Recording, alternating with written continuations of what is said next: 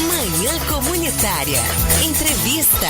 9h03, sexta-feira, 7 de junho de 2019. Nos estúdios da Liberdade FM, o advogado Odair José Staub. Bom dia, Odair, tudo bom? Bom dia, tudo bem? Bom dia aos radiovintes. Você esteve aqui em 2017, pelos meus cálculos, sem ser o ano passado, o outro ano, conversando também com a gente sobre a questão da possível reforma da Previdência, né, os primeiros sinais, ainda no governo Michel Temer.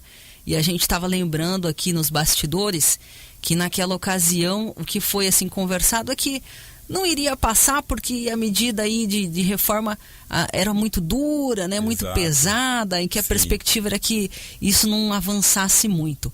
Hoje é muito mais duro e muito mais pesado que aquela época, né, Odair? Sem dúvida. E está caminhando aí para aprovação. Está bem adiante já, se comparado com essa PEC 287 do governo Michel Temer. E como isso tem andado a passos largos. Eu vou pedir para você puxar o microfone assim para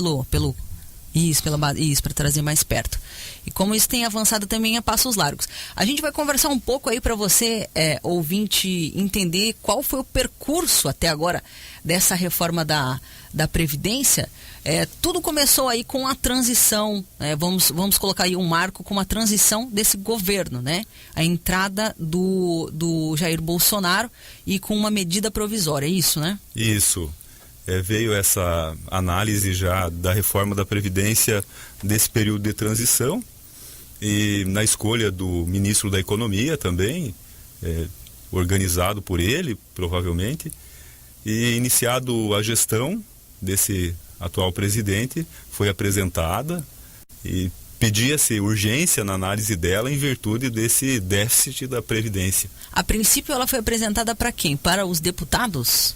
Isso, foi apresentada para a Comissão de Constituição e Justiça analisar a constitucionalidade dela, alguns critérios materiais do texto. E passada essa fase, com algumas alterações, mínimas alterações, mas passada essa, agora foi para a comissão especial que cuida do texto em si.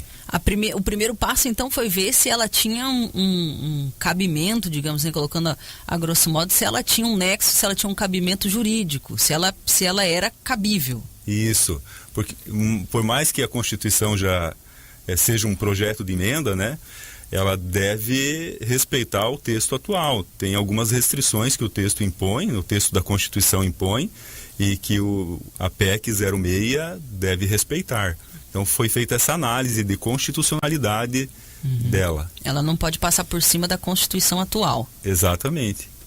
Agora a reforma da Constituição também é um outro assunto que dá bastante caldo ali, né? Porque vai abrir aí outras possibilidades, né? Sim. O projeto ele flexibiliza a Constituição para que o governo federal, o executivo, depois inclua alterações por lei complementar, o que facilita a aprovação, né? Em virtude do quórum.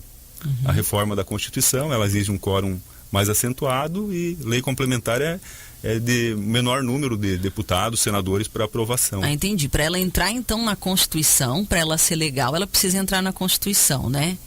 Depois de aprovada, lógico.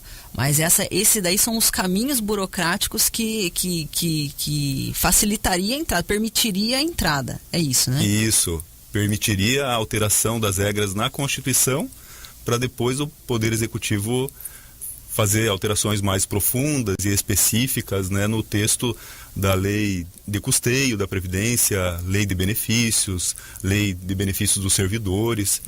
Então a alteração na Constituição atual, essa 06 de 2019, ela pretende flexibilizar o texto da Constituição para depois o Poder Executivo fazer as alterações pontuais nas leis de benefício, custeio. Entendi. É uma brecha aí que vai se abrir para depois se mudar na prática toda a questão da aposentadoria, quem vai ter direito, quem não vai ter direito, como vai ser calculado, o tempo, a idade mínima, né? Mais ou menos por aí. Isso. Além de tratar de temas previdenciários específicos, né? A PEC 06, ela trata também de outras matérias, tudo no intuito de fazer esse conjunto de alterações que o governo pretende. Entendi. Agora então ela está numa comissão. Exato, a comissão especial da Câmara dos Deputados que analisa as propostas dos demais senadores para alteração do projeto. Foram apresentadas 219 emendas ao texto. Essas emendas exigem 171 assinaturas de senadores, então todas as emendas têm uma representatividade significativa. Então tem muita discussão pela frente. Entendi. E cada emenda é uma brecha na brecha, né? Exato. Tem temas, como mencionamos anteriormente, a questão do benefício assistencial, a questão do pedágio para os servidores, principalmente. Então tem temas bastante discutidos que interessante. estão lá. Agora, assim, me parece que essa proposta da reforma da Previdência, não me parece não, ela é declaradamente neoliberal, né? Para diminuir o papel do Estado, né? Como é que muda aí essa relação do Estado com as pessoas? A reforma da Previdência está ligada diretamente a isso, né? Sim. Vem já de uma perspectiva mais liberal, a meu ver, né? De retirar o Estado dessa função de subsidiar o cidadão, os segurados. Repassa um pouquinho para a iniciativa privada. A exemplo da reforma trabalhista também, que veio no final do governo lá, Michel Temer, com essa tentativa de acrescer na oferta de empregos. E nós temos esse exemplo da reforma trabalhista, agora na sequência a reforma da Previdência, está sendo tratada também na Câmara a reforma tributária. Então temos diversos pacote de reformas. Isso, aí, né? Tudo nessa perspectiva, sim, de deixar, quem sabe, o Estado mais enxuto, ou sair um pouco dessa perspectiva de Estado tão social, né? Não deixa de ser social, a meu ver, mas não mais participa de todas as políticas públicas como outrora. Entendi. Agora, a partir desse momento, qual que é o próximo passo? Depois dessa comissão, o que pode acontecer? Para onde que vai? Como é que funciona? O texto será apresentado e, né, a partir dessas propostas dos demais deputados, sofrer as alterações nesse diálogo que está havendo agora. E daí teremos um texto da Câmara definitivo, que será possivelmente colocado em votação. Precisa, nessas duas sessões da Câmara, ter a aprovação de 3/5 dos membros da Câmara. E a partir dessa aprovação, 2 sessões, 3/5 em cada votação, para o Senado. Destinada. Então, vai passar para o Senado, que vai ter duas votações, tem que ter 3/5, e depois vai para o Senado, também vai ter 2 e com 3/5 de voto mínimo para ser aprovado. Isso, são 4 sessões aí. Depois disso, o que for definido, o que for aprovado, o que for desaprovado, digamos assim, morre ali. Morre ali. Não tem canetaço, passou, não tem nada mais que pode ser feito. Isso, não passou numa dessas sessões aí, com esse quórum de 3/5, não passou, acaba por aí. Mas deve estar uma loucura lá dentro, para passar e para não passar. A imprensa não tem dado para nós essa possibilidade de contraditório, ela tem trazido mais uma perspectiva de governo, isso é fato. Quando abre-se a possibilidade da oitiva de defensores da Previdência atual, da legislação atual, percebe-se assim pontos nevrálgicos, né, péssimos da reforma. Então, aproveitar aí que você puxou esse gancho, trazer um pouco mais aí para a linguagem popular, o próprio rombo da Previdência, o déficit da Previdência, que nós estaríamos aí gastando mais, que tá gastando mais do que entrando o dinheiro desse fundo aí que é destinado à Previdência. Essa afirmativa, essa afirmação, essa ideia, ela também é questionada por muitas pessoas, né? Ela não é uma verdade. Não, né? Ela não é um consenso. É incoerente. Diria até incoerente, porque há pouco teve a CPI da Previdência, que confirmou que não há déficit.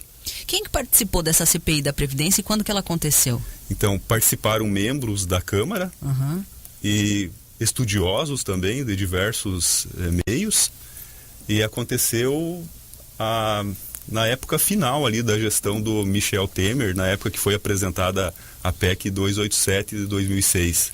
E a partir desses estudos, dos debates, foi concluído que não havia de fato o rombo, o déficit da Previdência. Mas, mesmo assim, hoje, a reforma da Previdência, ela se sustenta a partir desse argumento, né? Desse discurso, dessa possível verdade, né? Sim. Numa distribuição de receitas, fazem esse cálculo final, incluindo ou não incluindo algumas receitas da Previdência. O governo trata desse modo. Então, a partir do momento que você tira uma receita, vai diminuir o caixa. Então, está sendo tratado mais no sentido de que o que deve incluir o orçamento da Previdência e o que não faz parte do orçamento da Previdência.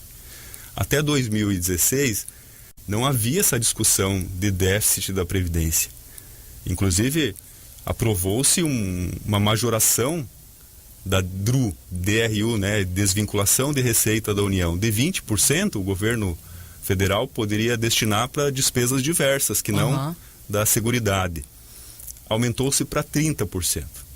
Entendi. Então, existe um fundo em que fica o dinheiro, digamos assim, dessas contribuições previdenciárias, e 20% disso pode ser remanejado para gastar com outras coisas. Tipo saúde. Um exemplo? Não, saúde está dentro ainda do orçamento.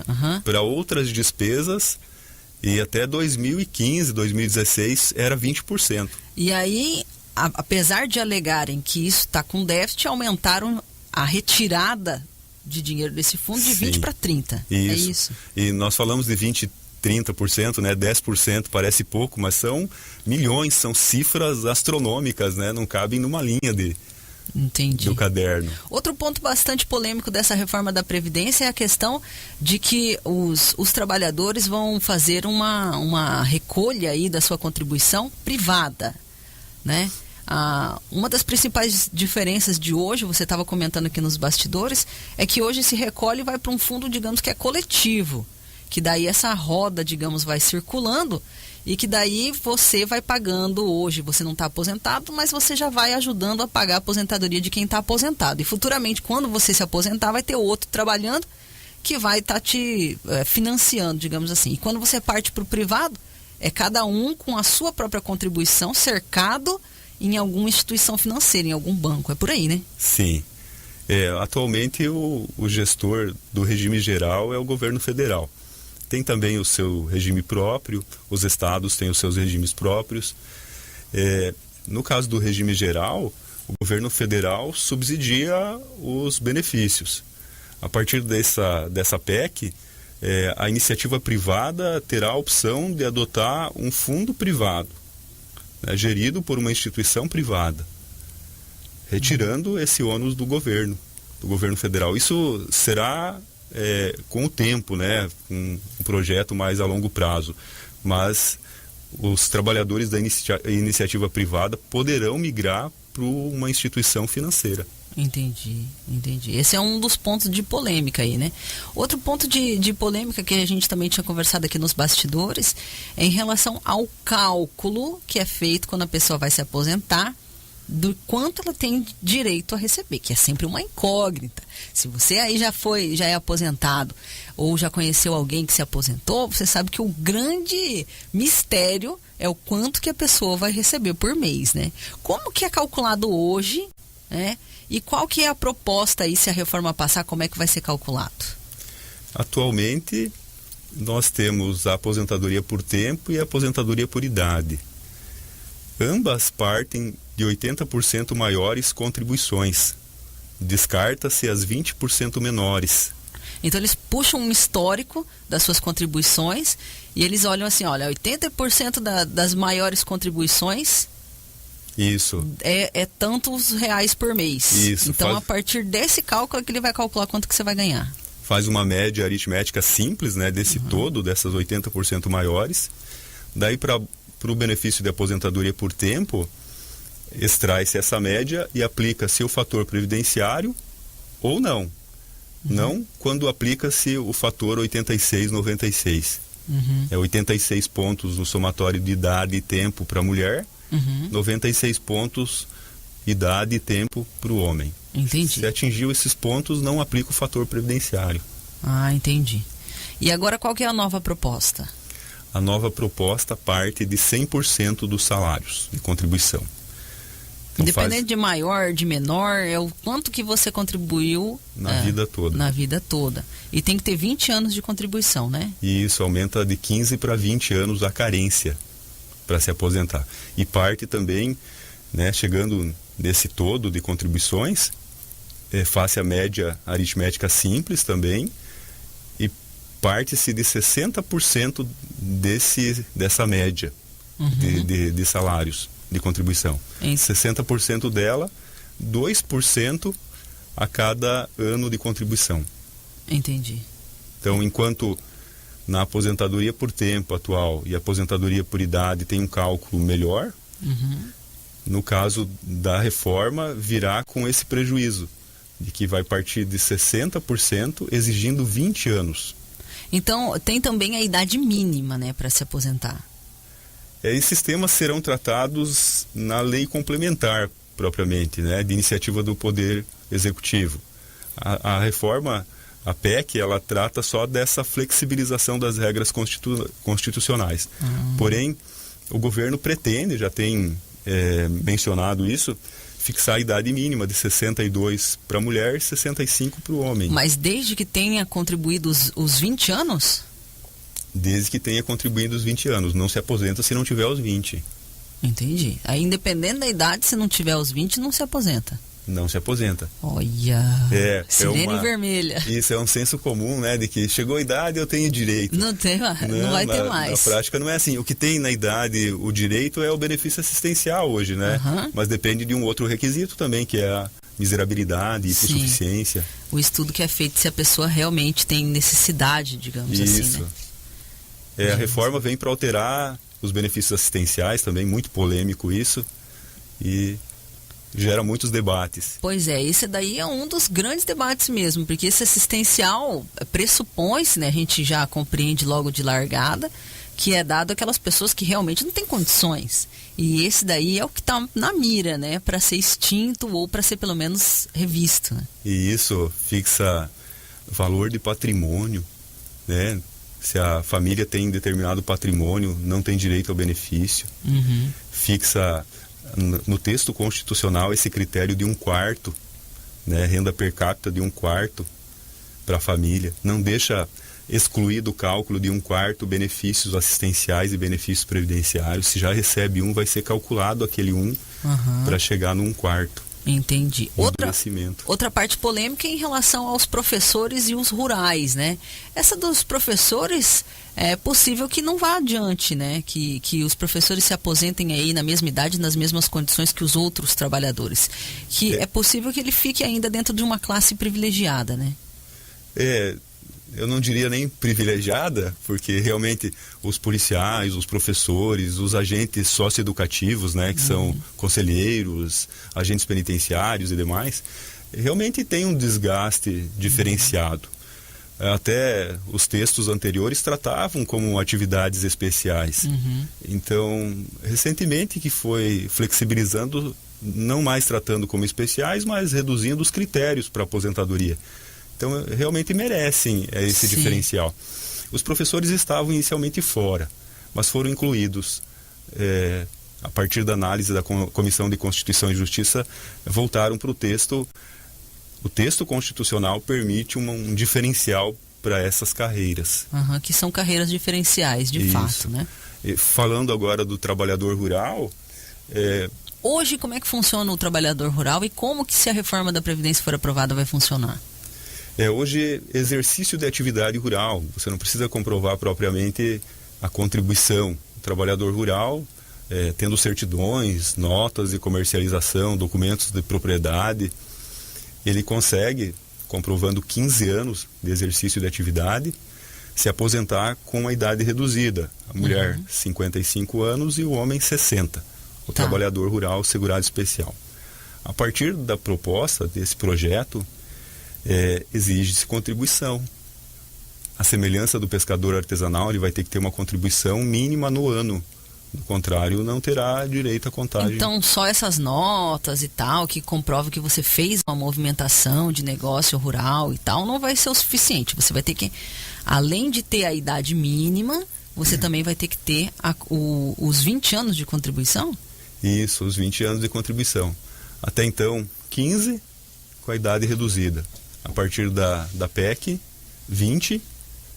Idade, em princípio, estão tentando trazer alguma coisa de redutor, né? De 60 para a mulher, 62 para o homem, algo nesse sentido. Mas não tem nada definido ainda. Mas hoje seria, se fosse aprovado, é o quê? 65 para a mulher? 65 para o homem e 62 para a mulher, por regra geral. Por regra geral, e o trabalhador rural entraria nessa regra geral? A PEC traz a possibilidade de requisito diferenciado para essas profissões. Uhum. Professores, policiais, né, agentes de segurança, socioeducativos, trabalhadores rurais e pessoas expostas a agentes nocivos. Mas a princípio a proposta é essa, né? Não ser, digamos assim, especiais, não serem diferentes dos demais. Essa é a proposta inicial, né, da reforma. Isso, o tema inicialmente foi tratado assim, igualar todas as idades, retirar privilégios, mas como eu falei, isso não é privilégio não, isso é um diferencial que é necessário, né, para essa igualdade de direitos. O trabalhador rural, assim como essas outras carreiras que eu falei, sofre muito no dia a dia, tem a exposição ao sol, os trabalhos são mais intensos, exige algo que realmente merece um diferencial. Entendi. Tá aí, então, estamos conversando com o advogado Odair José Staub sobre a reforma da Previdência, os caminhos, as possibilidades. Agora, tem aí data para o próximo encaminhamento disso? Existe um prazo para apresentação dessas alterações, dessa proposta na comissão especial.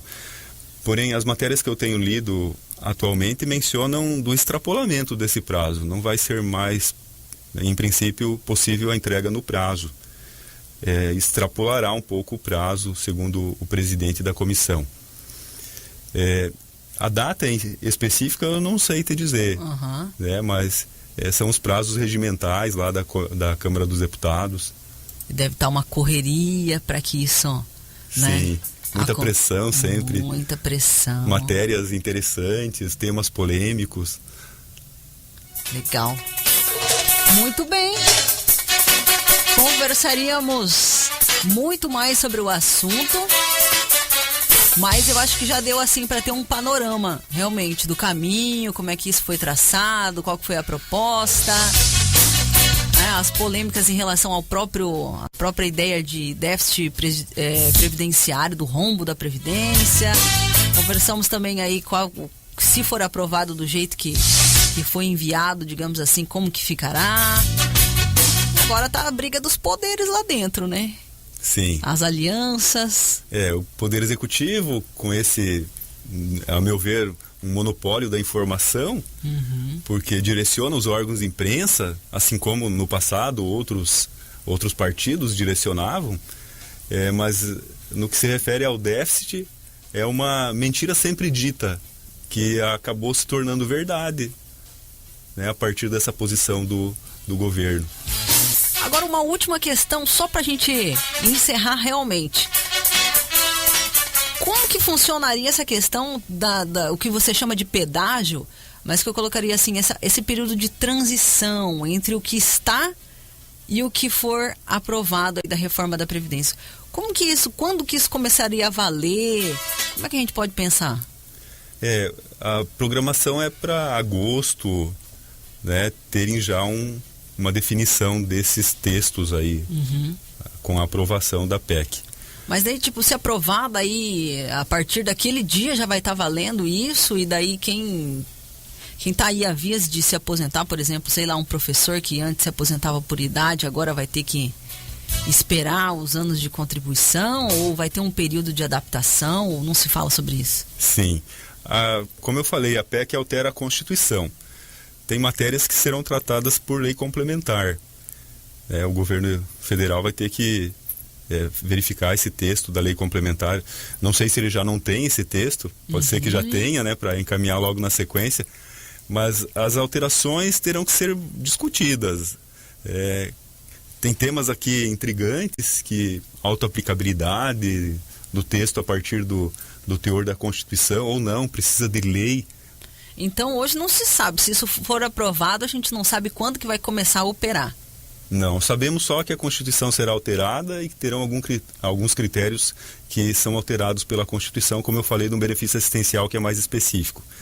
Temas no que se refere à idade, ao tempo dos demais trabalhadores, mesmo aqueles que a PEC trata com um diferencial, né, que são as carreiras professores, militares, servidores, expostos a agentes nocivos, trabalhadores rurais. Esse nós não temos ainda a idade específica, tem muito a ser complementado na sequência. Ou seja, ainda vai longe. Vai longe, tem muita discussão ainda por vir. Legal. 9h29. Nós conversamos aqui com o advogado Odair José Staub sobre as questões da reforma da Previdência. Odair, muito obrigado por ter vindo, foi bem legal, foi esclarecedor, assim, para mim eu achei muito interessante. Muito obrigada, viu? Por nada, estou sempre à disposição. Como você mencionou, né, já conversamos sobre a PEC 287, que era ruim, não passou. Essa veio por um presidente eleito democraticamente, com a maioria, e tem sido aceita com uma capacidade maior de vigorar. Essa está mais próxima de ser efetivada. Apesar de ser mais dura ainda do que aquela. Bem mais dura, significativamente mais dura. Vamos esperar aí as cenas dos próximos capítulos e vamos conversando. Muito obrigado, bom final de semana, viu? Muito obrigado a você, a todos. Até mais. Até mais.